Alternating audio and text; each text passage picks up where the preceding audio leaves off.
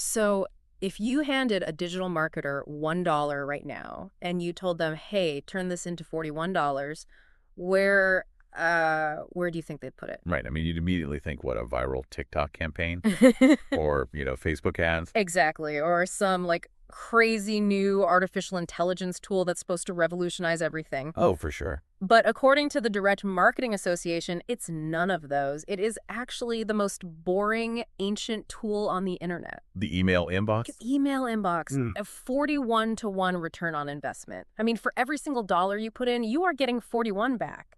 When I first read that in our sources today, I genuinely thought it was a typo. It does sound absurd, right? Yeah. Especially when you look at the sheer amount of venture capital and cultural energy poured into social media right now. Yeah. But the data here is just relentlessly consistent.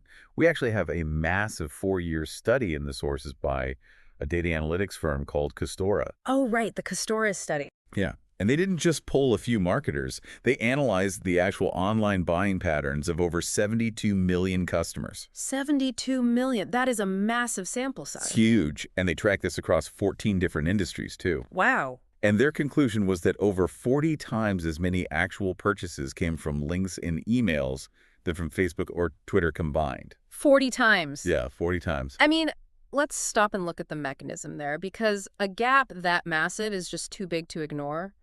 Why on earth does email yield 40 times the conversions? Well, there are a few layers to it.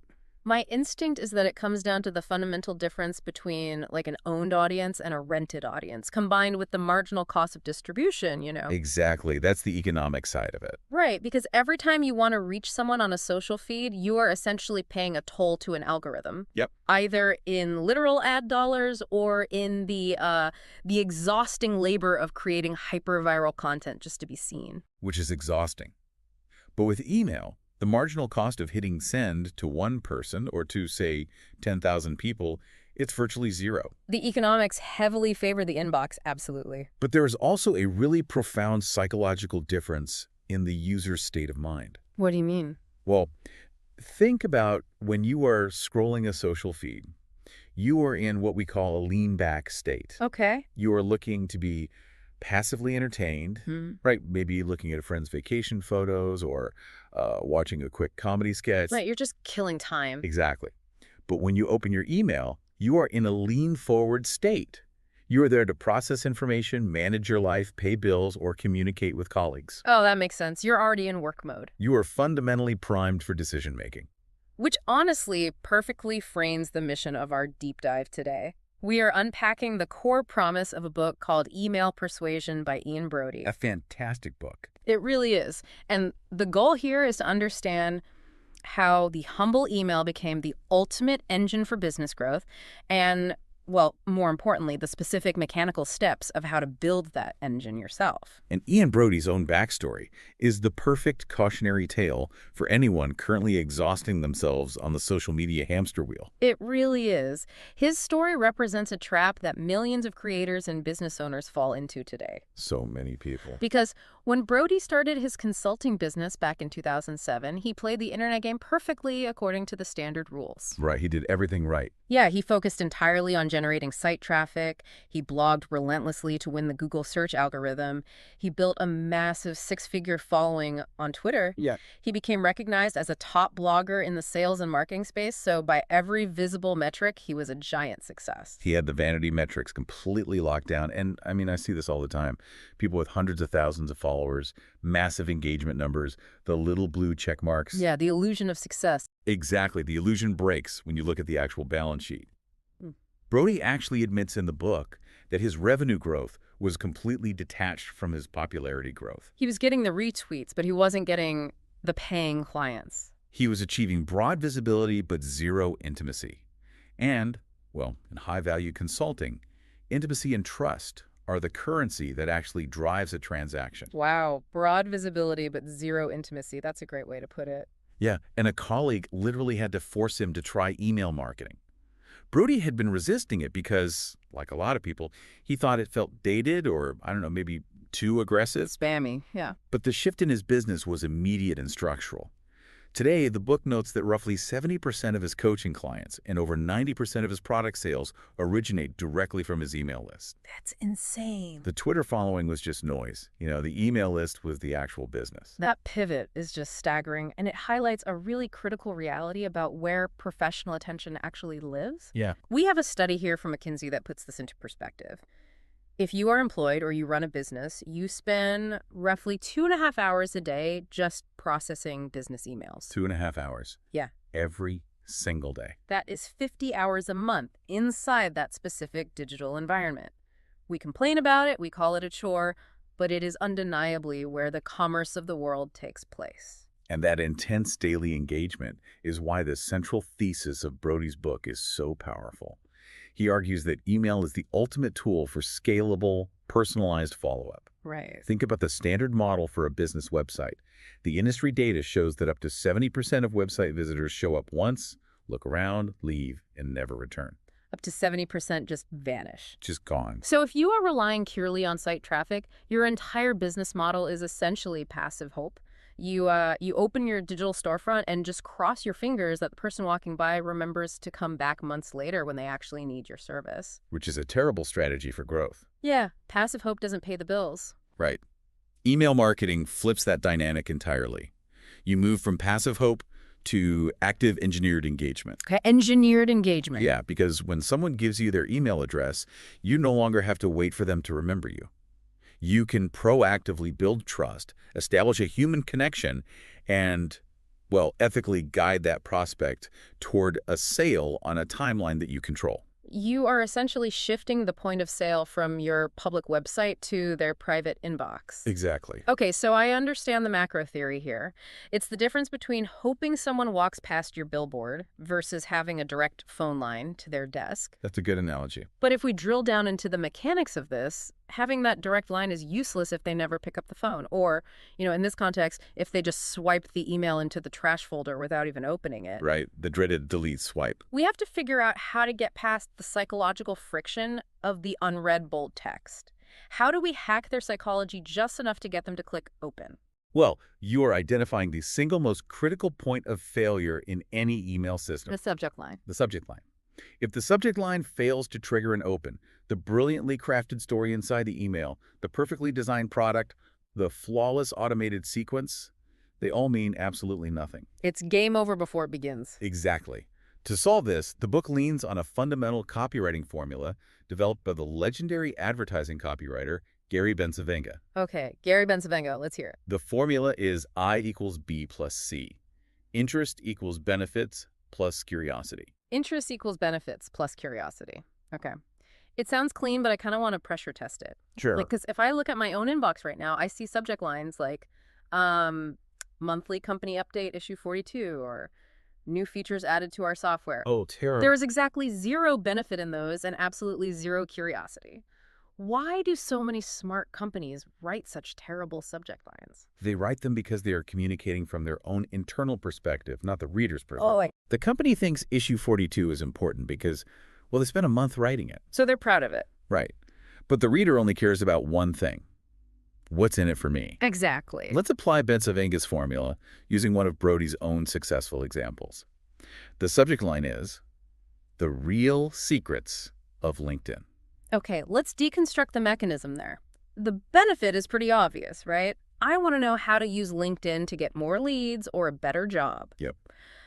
But the word real is doing a lot of heavy lifting for the curiosity variable, isn't it? It is the anchor of the entire sentence.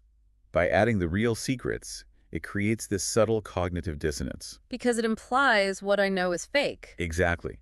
It implies that whatever the reader currently knows about LinkedIn is either superficial, incomplete, or outright wrong. And the human brain hates the feeling of an open loop. It hates the idea that it might be operating on false information. Yes. You open the email simply to close that loop and verify if you're missing out on the real strategy. It's literally a psychological itch. It is. Give me another example that leans even heavier into the curiosity side. Here is a brilliant one from the book. Why Honey Nut Cheerios get more word of mouth than Disney World. Oh, wow. That is an incredible hook. Right. The benefit is clear learning the mechanics of word-of-mouth marketing, which any business owner desperately wants. But the curiosity is almost weaponized there. Weaponized is a good word for it. How does a mundane box of breakfast cereal beat a multi-billion-dollar immersive theme park at generating human conversation? It just seems logically impossible. And because it seems impossible, the brain demands a resolution. Now, what makes this brilliant is what it doesn't say. What do you mean? Well, it doesn't give away the punchline. Imagine if the subject line was, people talk about Cheerios more than Disney because Cheerios are eaten every day, while Disney is visited once a decade. You've completely killed the tension. Exactly. You delivered the benefit, but you destroyed the curiosity, which means I have zero incentive to actually open the email. I've extracted the value without crossing the threshold. Which is the most common mistake marketers make. Yeah. But we have to address a critical danger here. When we start relying heavily on bizarre comparisons like Cheerios and Disney World to manufacture curiosity, we run the risk of alienating our audience. I'm really glad you brought that up, because if I'm a serious B2B consultant or a software engineer and I start sending out these highly engineered curiosity-baiting subject lines, Yeah, it feels weird. I'm going to feel like a sleazy internet marketer. At what point does this formula cross the line into outright clickbait? How do you maintain professional credibility while using these psychological triggers? The distinction between ethical curiosity and clickbait lies entirely in the payload of the email. The payload, okay. Yeah, clickbait is defined by the bait and switch.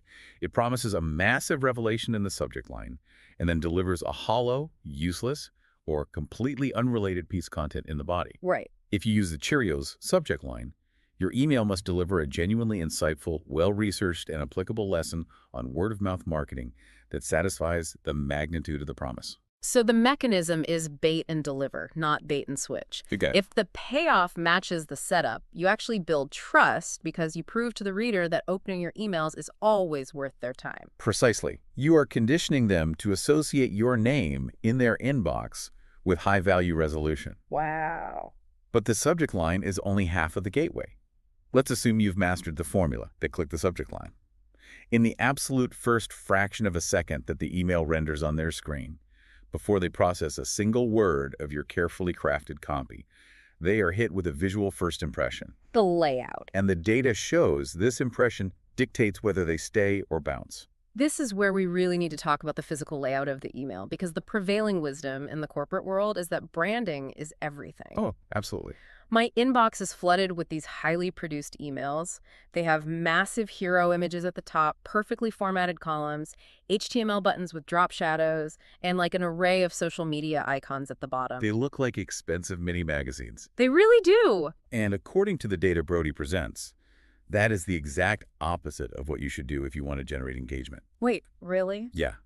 The book points out a fascinating counterintuitive reality. Lightly formatted emails, meaning emails that are mostly plain text, utilizing just standard system fonts, basic bolding underlines, and standard blue hyperlinks, generate 55% more clicks than graphics-heavy HTML emails. A 55% increase in click-through rate just by stripping out the design. 55%. I'm going to push back on that, because if I am a premium brand, say a high-end architectural firm or a luxury consultant, sending a plain text email feels incredibly cheap. It does feel that way. It feels like I couldn't afford a graphic designer. Why would a visually boring email outperform a beautiful one? We have to look at both the technical and the psychological mechanisms at play here. Okay, let's do technical first. Technically, heavily coded HTML emails with large image-to-text ratios frequently trigger spam filters or get automatically sorted into Gmail's Promotions tab. Ah, the dreaded Promotions tab. Right. And if you land in the Promotions tab, your open rate plummets instantly because you've been categorized alongside weekly grocery coupons and shoe sales. So the algorithm physically hides you from the primary inbox? That's a huge penalty. Yes. But the psychological mechanism is even more profound. Think about the emails you receive from your spouse, your closest friends, or a trusted senior colleague. What do those emails look like? They're just text, maybe a few typos, black text on a white background, no logos. Exactly. We have been neurologically conditioned over 2 decades of using email to associate plain text with personal, human-to-human communication. Oh, wow. When a reader opens an email and sees a massive banner image in multiple columns, their brain instantly fires a heuristic, categorizing it as a commercial advertisement. The defense mechanisms go up immediately. They know a faceless corporation is about to pitch them something. Yes. But when they open a plain text email, it slips past that commercial defense grid. It visually signals this is a message from one human being to another. That is a brilliant breakdown of the cognitive load. We are essentially visually filtering for humanity. We are. If it looks like a marketing department wrote it, we treat it like junk mail. If it looks like a friend wrote it, we give it our attention. It's the ultimate paradox of digital marketing. So if you are listening to this right now, pull up your sent folder, look at your last 3 subject lines. Did you give the punchline away before they even clicked? Did you leverage curiosity? Probably not. And then look at the email itself. Are you burying your message under heavy graphics and massive logos? The takeaway here is to strip away the corporate armor.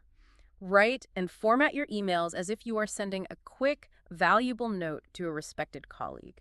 To stand out in a highly advanced, visually noisy environment, you really have to revert to the most basic, unpolished form of communication. Okay, so we've hacked the gateway. We used benefits and curiosity to get the open. We used plain text to slip past the commercial defense mechanisms and keep them from bouncing. Yep, they're in. They are looking at the first sentence. Now we face an even harder problem, keeping them reading all the way to the end. Right. How do we prevent them from skimming the first paragraph and moving on to the next task in their busy day? This is where we run into a major stumbling block for highly educated professionals. Okay. Consultants, engineers, financial advisors, they know their subject matter inside and out. So their instinct is to just dump highly technical facts, bullet points, and tips into the email, assuming the sheer utility of the information will keep the reader hooked. That makes logical sense, though. It does, but the book cites a quote from marketer Bernard Tennant that shatters this assumption. They sign up for the content, but they stay and they keep reading for the entertainment. They sign up for the content, but they stay for the entertainment. That is a massive paradigm shift, because my immediate reaction is, well, I'm trying to sell B2B software. I'm not running a comedy club. Right. I'm not writing a thriller novel. Why does entertainment belong in a professional transaction? Yeah. Because you are dealing with the human brain, and the human brain is fundamentally wired for narrative, not for data processing. Oh, it's interesting. Brody points out a stark reality from the publishing world to prove this. Look at what people actually buy. In 2012 in the UK, the best-selling book across all categories was the fiction novel 50 Shades of Grey, moving nearly 4.5 million copies. Wow. The best-selling nonfiction book that same year was Jamie Oliver's 15-Minute Meals. The fiction book outsold the highly practical, highly useful nonfiction book by nearly 10 to 1. We will reliably consume drama, conflict, and story at a massive multiple compared to how we consume instruction. I mean, we will binge watch a true crime documentary for 8 hours straight, but we can barely focus on a 2-page financial report. Precisely. The brain craves narrative arcs. It wants a setup, a conflict, and a resolution. If your emails are just a list of 5 tips for better accounting, you are fighting against the natural current of human psychology. You have to introduce human interest. Yes. Charities are the absolute masters of this mechanism. When a global charity needs to raise funds for disaster relief, they do not send an email detailing the macroeconomic damage to the region's GDP or the statistical probability of infrastructure failure. Right, because statistics don't trigger empathy. The brain can't process the suffering of 1 million people. It just becomes abstract math. Exactly. Instead, they tell the story of one specific family.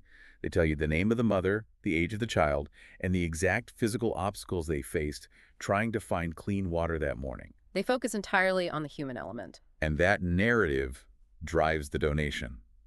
In the context of business emails, Brody operationalizes this through a framework he calls the surprising link. I want to dig into this surprising link because it sounds like the bridge between the entertainment we crave and the business utility we need to deliver. It is. How does this actually work in practice? The mechanism is to take a mundane, highly personal, relatable story from your everyday life and build a logical bridge to a core business insight. Okay, give me an example. Brody provides a great case study from his own email campaigns. He wrote an email describing a pile of rubbish and a 3-foot-high brick wall at the bottom of his garden. A brick wall? Yeah. He explained how, for years, he procrastinated on removing it. He looked at it out the window, dreaded the labor, and just kept putting it off. We've all been there. Right. Finally, his wife confronted him, asked when he was going to handle it, and they spent a grueling, exhausting weekend tearing the wall down and hauling it away. Wait, if I'm a subscriber to Ian Brody's list, I am there to learn high-level digital marketing strategy. Yeah. If he sends me a diary entry about him pulling weeds and hauling bricks in his backyard, I'm going to feel like he is wasting my very limited time. Mm-hmm. How does this not backfire and cause massive unsubscribes? It would backfire if he left it as just a diary entry. But the genius is in the transition. Exactly. He linked the physical exhaustion of tearing down that brick wall to a profound business truth. The moral of the email was that in business, we are constantly looking for shortcuts, magic software, or secret hacks to solve our problems. Always. But sometimes there is no magic trick. Sometimes you have a metaphorical brick wall in your business, like building a sales pipeline or writing a book, and you just have to knuckle down, sweat, and do the hard, boring work you've been avoiding. Ah, so the story is just a Trojan horse for the business lesson. Yes. But why use the Trojan horse at all? Why not just send an email that says, stop looking for shortcuts and do the hard work? Because of a psychological concept called cognitive easing. Cognitive easing. Yeah. If a guru stands on a stage and yells at you to work harder, your ego gets defensive. But when Brody tells a self-deprecating story about his own laziness and procrastination in his garden, he disarms the reader's ego. He humanizes himself. He proves he isn't some infallible, hyper-productive robot. He struggles with the exact same procrastination his readers do. Wow, that's powerful. The vulnerability creates the connection, and the story format makes the lesson memorable. You might forget a bullet point, but you will remember the guy who finally tore down the brick wall. It builds a tremendous amount of liking and trust, which are critical precursors to persuasion.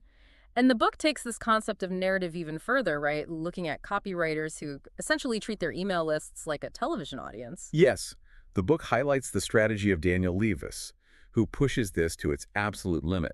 Levis plots his email sequences using the exact same architecture as a television soap opera or a thriller novel. Like a Netflix show. Exactly. He doesn't just write individual emails, he creates overarching storylines. He defines a clear protagonist, usually himself or a client, and a clear antagonist. Let's apply that to a hypothetical scenario, because the concept of an antagonist in a business email sounds strange. Let's say I'm a freelance graphic designer trying to get more clients. Okay. Who's my antagonist? I don't have an evil villain to fight. Well, the antagonist doesn't have to be a person wearing a cape. For a freelance designer, the antagonist could be the chaotic, poorly communicating client who demands 10 revisions without paying. Oh, every designer knows that villain. Right. The antagonist could be the cheap, crowdsourced design websites that devalue the industry. The antagonist could even be the protagonist's own crippling self-doubt and imposter syndrome. I see. So the designer writes a sequence of emails detailing a high-stakes project. Email 1 sets the scene, landing a dream client but realizing the budget is tight. Yep. Email 2 introduces the complication. The client changes the brief at the last minute. The antagonist attacks. Exactly. Email 3 is the dark night of the soul. The designer almost quits. And email 4 is the resolution. How they used a specific communication framework to save the project and get a 5-star review. You've got it perfectly. You are using the classic narrative arc of problem, complication, and resolution. The reader is physically compelled to open the next email because they need to know how the conflict resolves. They're tuning in just like they tune into a TV show. This is light years away from the corporate communications we're used to. Completely different. Most corporate emails lack any protagonist, any conflict, and any soul.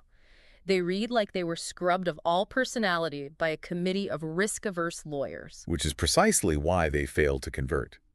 If you communicate like a faceless, risk-averse corporation, the reader will treat you like a faceless corporation. They will feel no loyalty, no intimacy, and absolutely no urgency to buy from you. That makes total sense. The foundational takeaway here is to aggressively adopt a conversational, story-driven persona. Stop trying to sound flawlessly professional. Flawless is boring. Exactly. Flawless is boring. Start trying to sound authentically human. Let the reader abstract the business insight from the narrative rather than hammering them over the head with dry facts. So if we trace our progress here, we used the Bensavenga formula and plain text visuals to get them through the door. Check. We are using the surprising link and narrative arcs to keep them highly entertained and reading every word. We are building massive amounts of trust and liking. But this brings us to the most uncomfortable friction point in the entire process. As the book sharply points out, if they just read your stories and never pull out their credit card, you haven't built a business. You definitely have. You have built a list of pen pals, and pen pals don't pay the mortgage.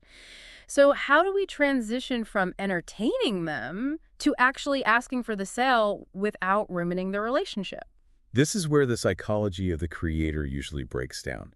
They become so terrified of seeming salesy that they swing too far in the opposite direction. They just don't ask. Right. There is a pervasive myth in the content marketing world that you have to earn the right to pitch your product.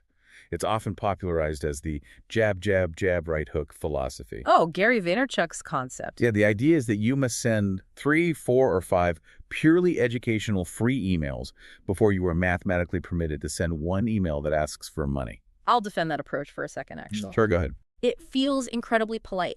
It feels like you are building up a bank account of goodwill, and then you make a small withdrawal. If you just pitch them every day, aren't you going to burn out the list and cause a wave of unsubscribes? Oh, well, the polite approach is logical on the surface, but it fundamentally misunderstands the mechanism of how and when people actually make purchasing decisions. How so?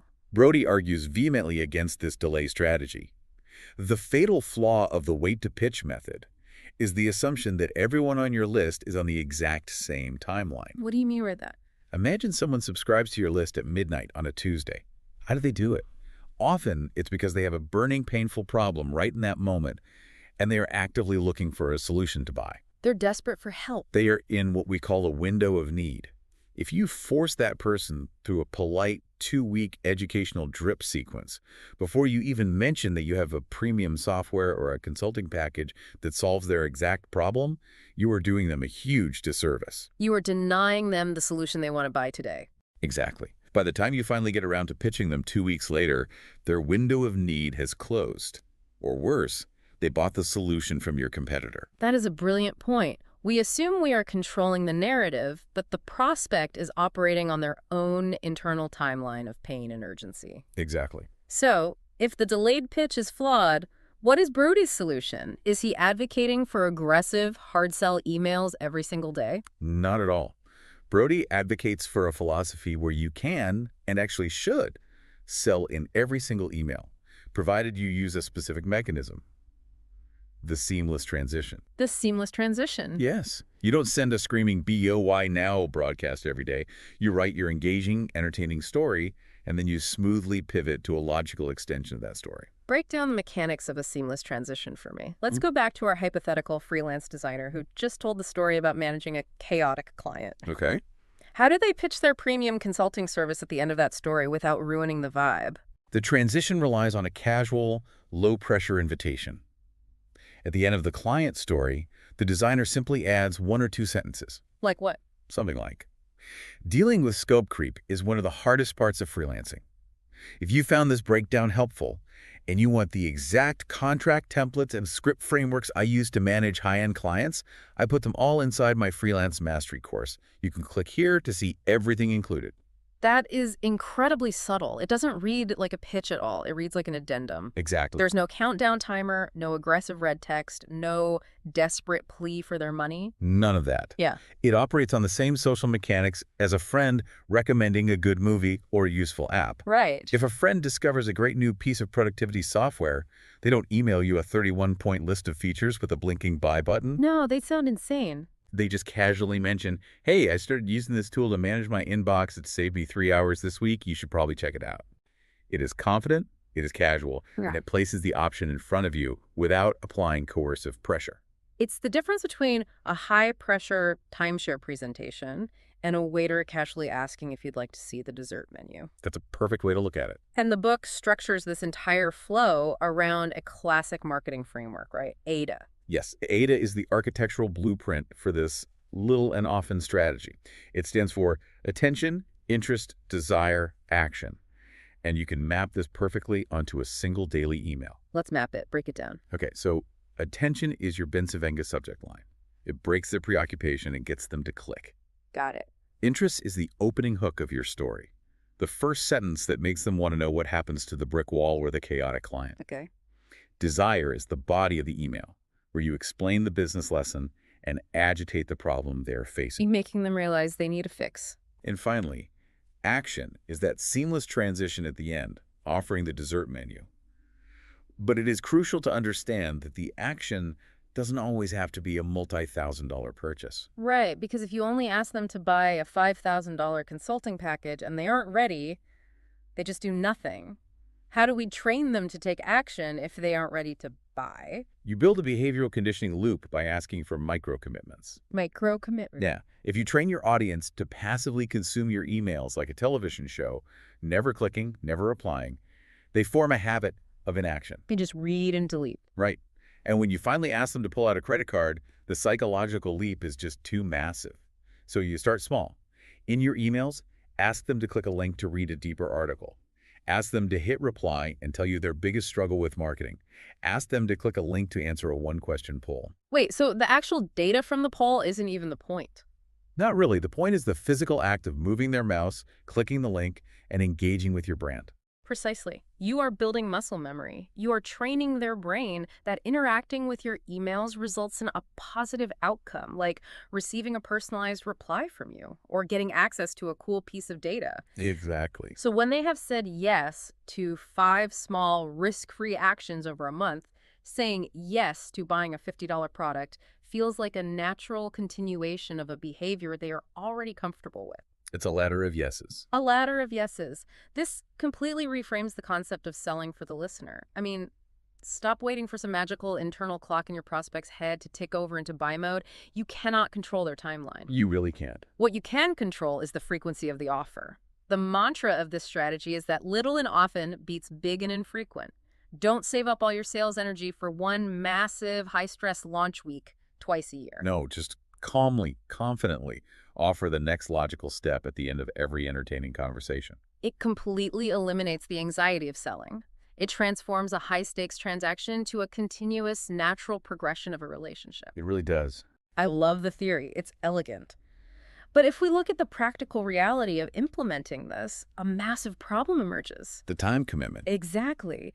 Writing a beautifully crafted, 80 structured, emotionally resonant story email every single day sounds like a full-time job. Yeah. I am running a business, managing clients, and trying to have a personal life.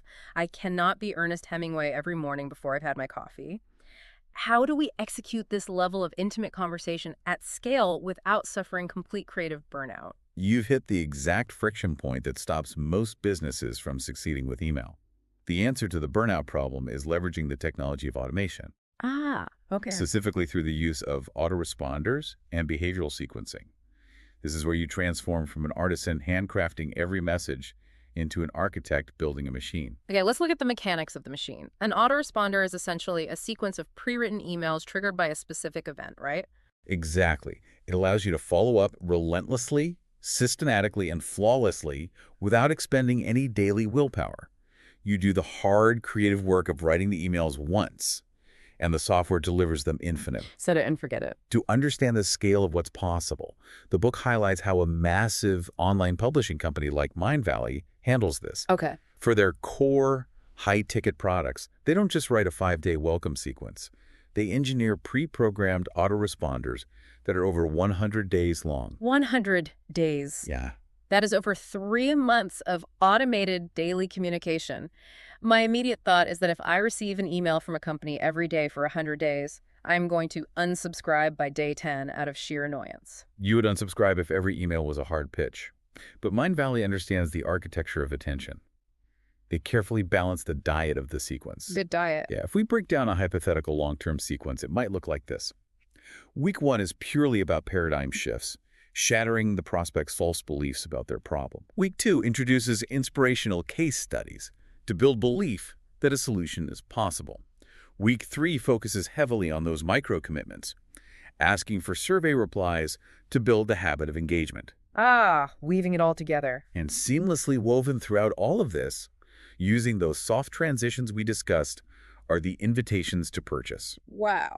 When a new subscriber joins the list, they are placed onto a meticulously designed 3-month psychological journey that requires absolutely zero daily effort from the Mindvalley team. It's literally like building an automated theme park ride. You design the twists, the drops, and the scenery once, and then millions of people can ride it perfectly. Exactly it. But the book also discusses a level of automation that is much more sophisticated than just a linear timeline. What happens when the sequence reacts to what the user is actually doing? This is where we move into behavioral sequencing. And this is where the true power of modern CRM software lies. Okay, let's look at the mechanics of that. Suppose a new subscriber joins your list, and you place them into a startup sequence designed to deliver a 5-part video masterclass. A basic linear autoresponder just blindly sends one email every 24 hours, regardless of whether the person is opening them. Which is how most people set it up. Right. But a behavioral sequence is watching the user's data. It uses tags inside your email software. Tags, okay. If the subscriber opens email 1, clicks the link, and watches the first video, the system applies a tag that says Video 1 watched. The automation rule then says, because this tag is present, instantly send the email for Video 2. Oh, wow. You are feeding their momentum in real time. Yes. So if they are binge watching, the system feeds them the content as fast as they can consume it. That's incredible. But what if they get busy and ignore the first email? The system recognizes the absence of the tag. If Video 1 watched is not triggered within 48 hours, the system halts the progression. It does not send Video 2. Ah, so it doesn't pile up. Exactly. Instead, it branches off and sends a gentle, customized reminder about Video 1.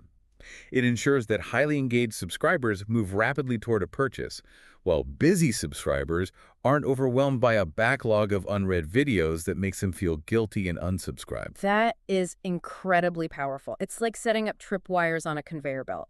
Depending on which wire they trip, the machinery routes them to an entirely different custom-built experience. Precisely. But let's scale this up to a larger problem. Let's say I've been running my business for 3 years.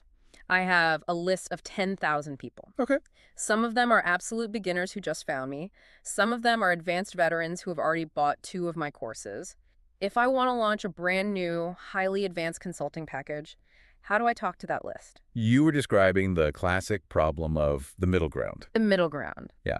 If you write a broadcast email that tries to appeal to the entire list of 10,000 people simultaneously, you have to water down the message to make it universally understandable. To cater to the beginners. Right. And the result is that you please no one. The message is too complex and intimidating for the beginners, and it is too basic and boring for the advanced veterans. You end up alienating one group while utterly failing to persuade the other. So the solution is not to write a better, more generic email. The solution is list segmentation. Break down the mechanics of how segmentation solves the middle ground problem. Segmentation means dividing your monolithic list into distinct, specialized subgroups based on their behaviors, interests, or purchase history. Okay. Let's apply it to your advanced consulting launch. Instead of blasting the whole list with a sales page, you send one general email that contains a very specific tripwire. A tripwire? Like what? The email might say, I'm putting together a small group to work on advanced high-level scaling strategies. Click this link if you want to hear more about it. So they're essentially raising their hand. Exactly.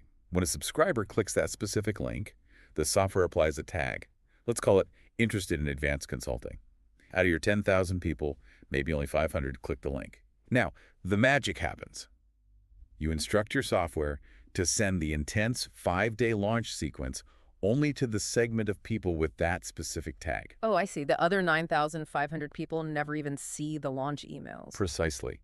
The people who didn't click are spared a barrage of highly aggressive promotional emails for a product they don't want, which preserves your relationship and prevents mass unsubscribes. That's so smart. But the 500 people who raised their hands receive the exact deep-level information they need to make a high-ticket buying decision. It's like being at a massive, crowded networking party. You get on the microphone and say, who here wants to talk about advanced tax strategy? 50 people raise their hands. You don't scream your presentation over the loudspeakers to the whole room. No, you'd empty the room. You take those 50 people into a smaller, quieter side room, close the door, and have a highly targeted conversation while letting everyone else enjoy the party undisturbed. That is the perfect analogy. You are delivering the right message to the right person at the exact right time, without damaging the wider ecosystem of your audience. Amazing. For anyone listening, the immediate action step here is not to try and build a 100-day Mind Valley sequence this afternoon. No, don't do that. Start by mapping out one specific 6 to 12 email sequence targeted at a single goal like getting a new subscriber to book a discovery call. Brody actually recommends an analog approach. Analog. Yeah. Get a stack of Post-it notes, a blank wall. Write the core topic of each email on a note. Arrange them logically. Start with their most painful, pressing problem. Introduce your methodology. Provide the case studies. And lead them to the call. Visualizing it really helps. Build a machine once, refine it, and let it do the heavy lifting for your business. We are constructing a truly comprehensive architecture here. We have the Bensavenga formula for the gateway. We have the narrative storytelling for engagement. We have the seamless transitions for the pitch and the automated tripwires for scale. We've covered a lot. But none of these tactical mechanics matter if the psychological foundation is flawed. There is an engine operating beneath all of this copy and code, and we need to understand it.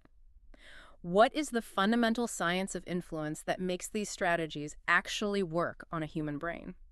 The author grounds this entire methodology very firmly in the foundational work of Dr. Robert Cialdini, who wrote the seminal book, Influence. Oh, a classic. Cialdini identified the universal psychological principles of persuasion.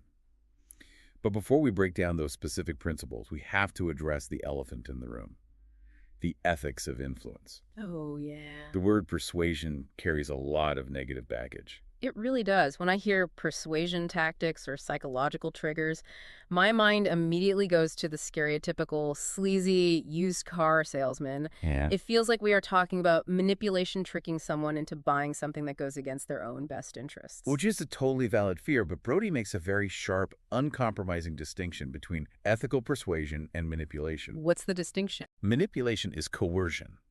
It is attempting to manufacture desire out of thin air or using deception to force a transaction. Right. Ethical persuasion, in Brody's framework, is simply organizing and presenting the right information at the right time to allow a prospect to make a decision that they already want to make. Ah, that's key. They already want to make it. You aren't tricking them into wanting a better business or a healthier life. They already want those things. You're just removing the cognitive friction and showing them how your expertise bridges the gap. Okay, assuming our product is genuinely valuable and our intent is ethical, how do we apply Cialdini's principles mechanically inside an email sequence? Let's start with a big one, commitment and consistency. How does that operate? The principle of commitment and consistency states that once a human being makes a choice or takes a stand, they encounter immense personal and interpersonal psychological pressure to behave consistently with that initial commitment. Okay. To illustrate how deeply wired this is, the book references a classic social psychology experiment involving a beach towel. I love this experiment. Walk us through the setup. Researchers went to a crowded public beach in New York to stage a fake theft. In the control scenario, a researcher puts down a blanket, a beach towel, and a portable radio. They relax for a few minutes and then get up and walk away toward the water. So the stuff is unattended. Right. A few minutes later, an actor pretending to be a thief sprints up, grabs the radio, and runs off. In this first scenario, out of 20 trials, the surrounding bystanders only challenged or chased the thief 4 times. So 20% of the time. Most people just stared at their phones, minded their own business, and didn't want to get involved in a conflict, which is sadly very believable. Exactly. But then they changed one tiny variable. In the second scenario, the researcher puts down the blanket and the radio. Before walking to the water, they turn to a random stranger sitting next to them and simply ask, "Excuse me, would you mind watching my stuff for a minute?" And people usually say yes to that. The stranger inevitably nods and says, "Sure." Then the thief runs up and grabs the radio. What happened to the intervention rate? In this scenario, the bystanders actively challenged, shouted at, or physically chased the thief 19 out of 20 times. No way. An explosive shift in behavior, jumping from 20% to 95%. That is mind-blowing. The only difference is that they agreed to watch this stuff. Yes, they made a microscopic, almost thoughtless, verbal commitment to a stranger. But because the human brain has a desperate need to view itself as consistent and reliable, that tiny commitment transformed them from passive observers into active protectors of the radio. So how do we translate the mechanics of the beach towel experiment into an automated email sequence? It connects directly back to the concept of micro-commitments we discussed earlier. When you send an email asking a subscriber to click a link to read an article or asking them to hit reply with a one-word answer, you are asking them to watch your stuff. You are asking for a small, low-friction commitment. Yes. When they take that action, they subconsciously update their own identity. They label themselves as someone who engages with his brand, When you later introduce a larger commitment like asking them to register for a webinar or buy a course, they are mathematically far more likely to say yes because their brain wants to remain consistent with their past behavior of saying yes to you. You are laying a pavement of small agreements that leads right to the checkout page. That is brilliant. Let's look at another one of Cialdini's principles, one that I see abused constantly on the internet: scarcity. Scarcity is arguably the most potent trigger of all. The principle states that opportunities seem vastly more valuable to us when their availability is limited. It invokes the primal fear of missing out. FOMO. Exactly. See it everywhere. Only 2 seats left. Or, this offer self-destructs at midnight.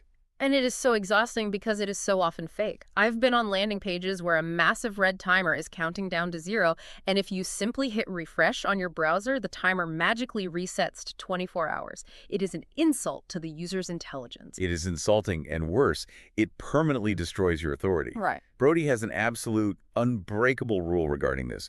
Never ever fake scarcity. Whoa. If you are selling a digital ebook or a recorded video course, do not tell your email list that you are running out of stock. Digital pixels do not run out of stock, and your audience knows that. If you manufacture fake constraints, you trigger their defense mechanisms, and you brand yourself as a manipulator. So if I'm a knowledge worker, a consultant, a coach, a software creator, how do I ethically inject the urgency of scarcity into my campaigns if my product is technically infinite? You leverage the elements of your business that are genuinely finite. For instance, if you are a consultant launching a new digital course, your time is strictly limited. Right. You can offer an ethical scarcity bonus. The course is available to everyone, but the first 20 people who buy will also get a one-on-one 30-minute onboarding call with me to map out their strategy. Oh, that makes sense. That is real scarcity. You literally do not have the hours in the week to do that for 1,000 people. Or capping the size of a live workshop so you can actually answer questions. I'm limiting this to 50 people so the Q&A doesn't get chaotic. Exactly. Or a genuine hard deadline on a discount. This price goes up on Friday at 5 p.m. and the software will enforce the change. When you communicate real structural limits, you don't have to shout or use aggressive red text. The authenticity of the constraint naturally accelerates the prospect's decision-making process. Let's expand on this, because the critique we received asked us to look deeper into Cialdini's framework.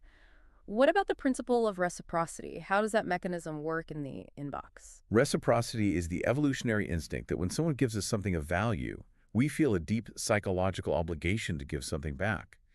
In the context of email marketing, this is why the surprising link and the high-value storytelling are so crucial. Right. If you spend months sending incredibly insightful, entertaining, and free advice that helps the subscriber solve real problems in their business, you are depositing massive amounts of value into their life. You are building a psychological debt.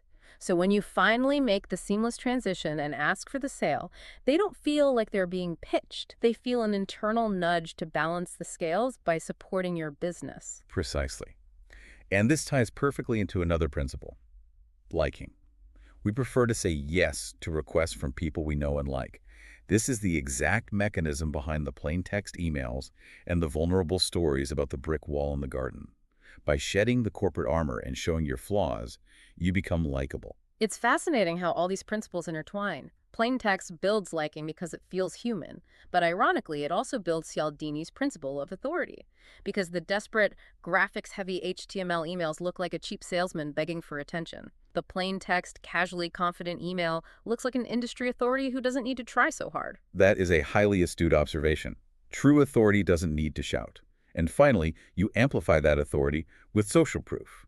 We look to the behaviors of others to determine what is correct. Social proof. In an email sequence, you don't just brag about how good your consulting is. You tell a compelling story using the protagonist-antagonist framework about a specific client who used your method to double their revenue. Ah, I see. The story provides the entertainment, but the subtext provides the social proof that your methodology is validated by the market. When you lay it all out like that, you realize that a truly masterful email campaign isn't just a marketing tactic. It is a deeply orchestrated symphony of human psychology. It leverages consistency, scarcity, reciprocity, liking, authority, and social proof, all operating invisibly beneath a casual, entertaining story. It's brilliant.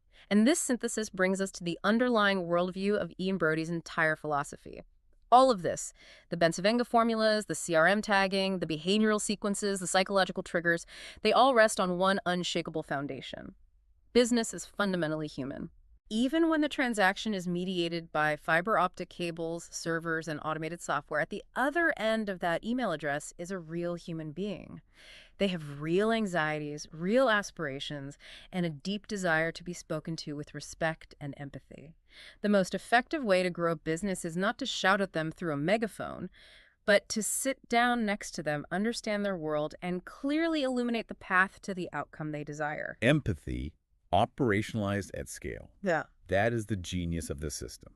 As we zoom out from the psychological mechanics, we have to ask the practical question of application. Who is the ideal reader for this system? Because we have covered a highly sophisticated, multi-layered architecture. Who actually needs to read email persuasion cover to cover and build this machine? We have to be ruthlessly honest about the limitations here. This methodology is not universally applicable. It's not for everyone. No.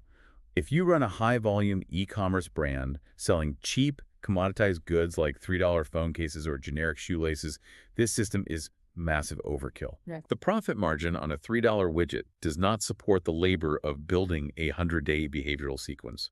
And more importantly, the psychology of the buyer doesn't require it.